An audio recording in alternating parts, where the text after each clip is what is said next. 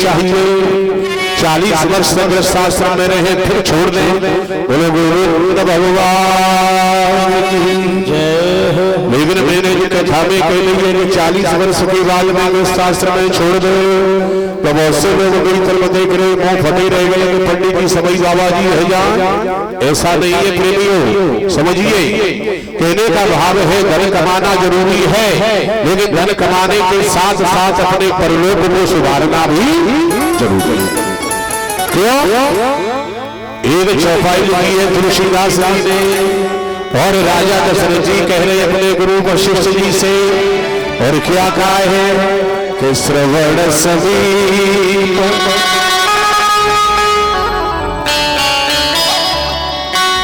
श्रवण समीप भयेशित मन हो जरठ बना असयोपदेशा मन हो जरठ। राजा दशरथ जी ने कहा, राजा दशरथ जी कह रहे हैं कि गुरुदेव अब मैं राजगद्दी पर नहीं बैठूंगा। क्यों? कि मेरे कान के बगल में बाल पड़ना सफेद शुरू हो गए। अर्थात समझे कथा को, कान के बगल में बाल सफेद पड़ना शुरू हो जाए, समझ लो बुढ़ापे का पहला नोटिस आ गया। प्रेमियों आंखों से कम दिखाई देने लगे, समझ लो नोटिस आ गया।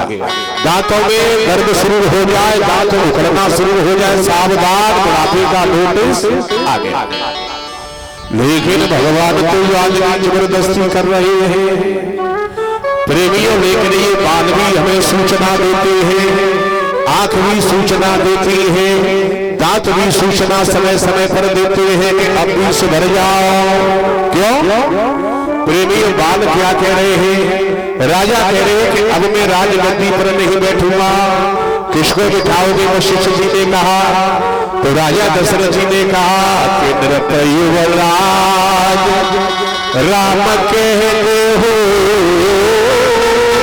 और जीवन लाओ, लाभ की नली हो जीवन लाभ। हे गुरुदेव, मेरी समझ में ऐसी आ रही है अब राजगद्दी पर राम को बिठा दूं। अर्थात ये बाल कहते हैं मेरी पीढ़ी, बाल कहते हैं 60 वर्ष की उम्र है जाए तो गवर्नमेंट रिटायरमेंट दे देती है कि अब तक तुमने हमारी सेवा करी और अब भैया तुम्हें घर बैठे खर्चा पानी हम देंगे, और खर्चा पानी के लिए पैसा हमारी तरफ से दिया जाएगा। लेकिन अब घर बैठे बैठे बस तुम्हें रात और दिन भजन करना है। ये पेंशन वालों के लिए कथा है।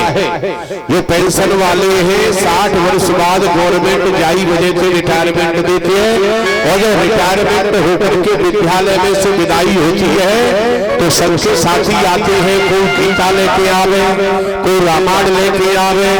लेकिन पेंशन वाले की गीता और रामायण पे एक एक आंगुर धूल जम गई है, पर बिन बिचारे ने आज तक खोल के देख लिया। क्योंकि साधारण आदमी भजन कर रहा है, पर जितने पेंशन वाले हटकाए थे हम तुम तो बहुत ज्यादा परेशान है, हम तो बढ़िया आएंगे, हम तो ज्यादा परे जा रहे हैं। बोलो गोविंद भगवान जय। प्रेमियों पेंशन आ रही है, पेंशन आ रही है 40,000, और कहे तो मतलब वो बेटा है 4, और 4 बेटे ने पहले ही बंटवारा कर दो कि हमारे खाते में तुम्हारे खाते में जो तुरंत ट्रांसफर होने चाहिए, और 2-4 हजार रुपया डो कराए दे देते जाती तू काम चला ले बाबा। पेंशन वाले मरे बेचारे। बोलो गोविंद भगवान की जय। ये क्यों कहा कि नृप युवराज राम कहते कहने का भाव ये बाल राजा दशरथ से कह रहे हैं। राजा दशरथ से बालों ने क्या कहा कि हे राजा, जब तुम पैदा रहे तब भी हम बाल थे, तुम्हारे साथ आए, लेकिन जब हम तुम्हारे साथ आए तब हम काले थे, तब हम काले थे, और हम तुम्हारे साथ आए जब काले थे, लेकिन हम बदल गए, अब हम बदल करके सफेद हो गए। लेकिन राजा तुम्हारा मन अभी नहीं बदला है। तुम्हारे मन में एक ही भाव बैठा है कि मैं अयोध्या का राजा हूँ। तो हे राजा दशरथ सावधान, अपने मन रूपी मंदिर में से राजा के भाव को हटा दे और इस मन रूपी मंदिर में अब भगवान राम को बिठा दे और तेरा कल्याण हो जाएगा। इस वजह से कहा है मेरे भगत प्रेमियों, तो कहने का भाव हर चीज हमें इंगित करती है, सूचना देती है कि सावधान, फिर तुम्हारी मर्जी है, चाहे समझो या मत समझो। प्रेमियों, तीसरा आश्रम है वानप्रस्थ और चौथा आश्रम है संन्यास आश्रम। कहने का भाव है संन्यास आश्रम में हर आदमी को जाना चाहिए और भजन भी करना चाहिए। इसके बाद में भगत प्रेमियों, अब देखिए राजा परीक्षित से सुखदेव भगवान ने कहा कि हे राजा परीक्षित, अब यहाँ से आगे हम मनवंतरों का वर्णन करेंगे। और राजा परीक्षित ने प्रश्न किया है, राजो वाचः स्वयं भवस्य गुरो वंशो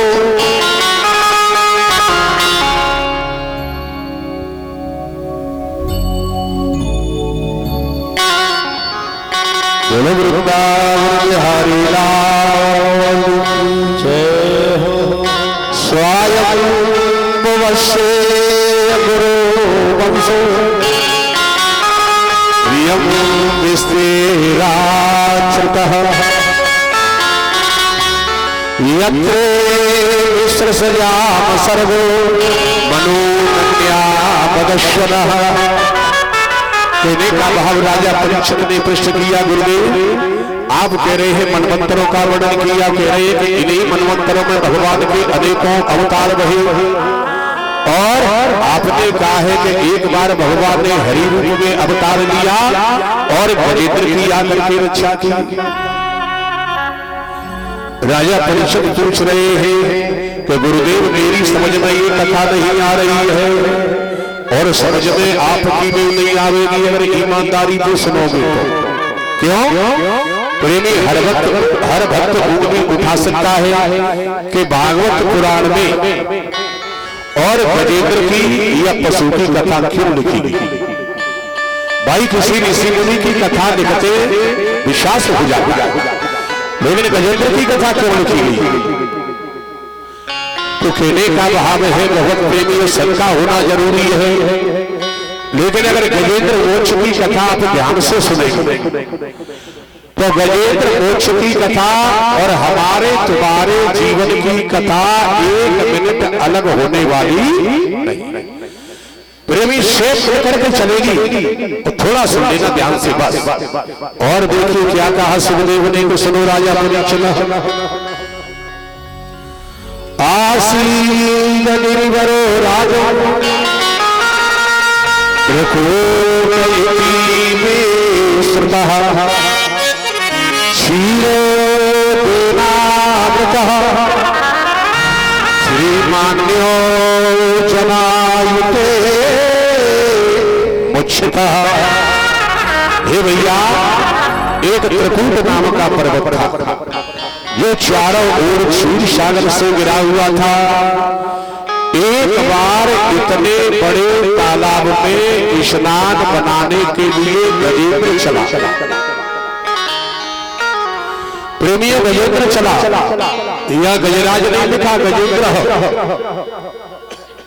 देखिए भागवत में वर्णन नहीं किया है कि इसका परिवार कितना है, लेकिन गर्गाचार्य जी ने गर्ग संहिता में लिखा है कि इस गजेंद्र की घरवाली थी 50 और इसके बेटा वहे 150 और कहने का भाव है टोटल परिवार कितना हो गया भगवत प्रेमी 201। अभी जा रहा है रास्ते में, क्या कह रहा है भैया, काउए टेंशन लेने की जरूरत ना है, मैं हूं। प्रेमी, ये कथा हमारे तुम्हारे लिए कैसे सूचना दे रही है। गांव में अगर काऊ आदमी के 4 बेटा है जाए और फिर 4 बेटन के अगर 12 या 14 नाती है जाए तो बाबा बैठो छन बेटाओ मारे कि अब भाई लठ घर में सोले है गई और अगर लड़ाई हुई तो आगे से काम के काजे तो हम ही गए। लेकिन सावधान, ये कथा यही बता रही है कि रावण का परिवार कितना था भगत प्रेमी हो। एक लख शवालख नाती रावण धर दिया। लेकिन परमात्मा के आगे उसकी एक नहीं चली। बस यही भाव है कि परिवार को लेकर के गजेंद्र गया, तालाब में प्रवेश कर गया और सूर्य में जल भर लेता है, घरवालियों की पीठ पर छोड़ रहा है, मस्त हो रहा है। बस यही हाल हमारा है। कहने का भाव ये संसार क्या है भगत प्रेमियों, ये संसार भी सरोवर है। वो भी तालाब में गया, वो भी सरोवर है और ये संसार भी सरोवर है। और हम भी गजेंद्र की तरह जीव है गया और वो अपनी हथेलियों के ऊपर पानी की बौछारें कर रहा है। हमारा तुम्हारा भी यही हाल है कि शादी वही और सारे घर वालों को भूल जाते हैं और हथियार से हमारी घरवाली है। प्रेमियों कहने का भाव आनंद विनोद हो रहा है। इतने में क्या होता है,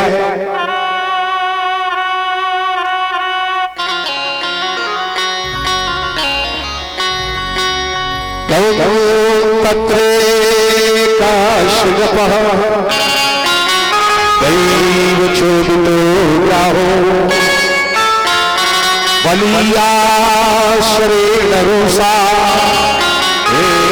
ग्रहीता। कहने का भाव है एक पानी का जो जानवर है मगर आया, ग्राह आया और उसने आकर के गजेंद्र का पैर पकड़ लिया। वह पानी के अंदर खींच रहा है, गजेंद्र बाहर की ओर खींच रहा है। लेकिन भैया जो आदमी जागो हो वो बाकी ताकत वही तो ज्यादा काम करेगी। कहने का भाव है ग्राह ने खींचना शुरू किया और गजेंद्र की सूंड जौ के दाने के बराबर ऊपर रह गई। अब देखिए क्या होता है कि बेटा मैदान छोड़ के भाग गए कि अब हमारे पिताजी बचने वाले आए तो हम क्यों मरे जिनके संग में। अब कथा हमारे तुम्हारे भी, मैं बीमार हो जाऊं, आप बीमार हो जाओ, प्रेमियों बेटा 1 महीना सेवा करेंगे, 15 दिन, 1.5 महीना, 2 महीना करेंगे, लास्ट में भगवान से प्रार्थना करेंगे कि हमारे पिताजी को फ्री करो। प्रेमी यही बातें कहेंगे कि पिताजी जल्दी चले जाएं तो बहुत बढ़िया है।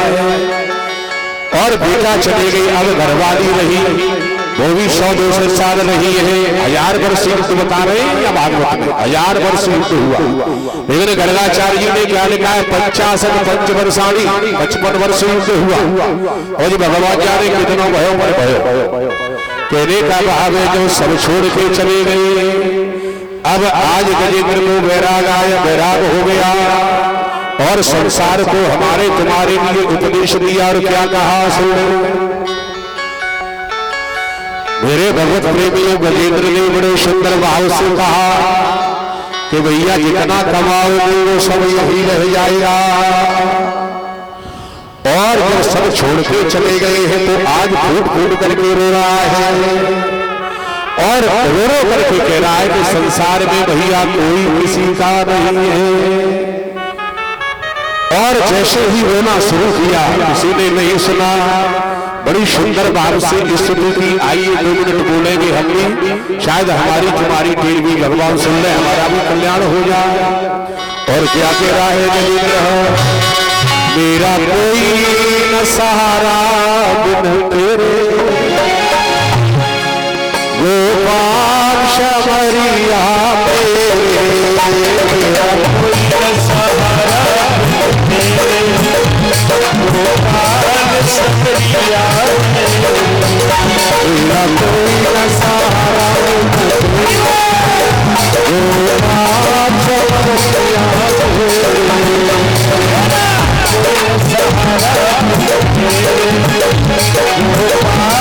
शबरिया हरे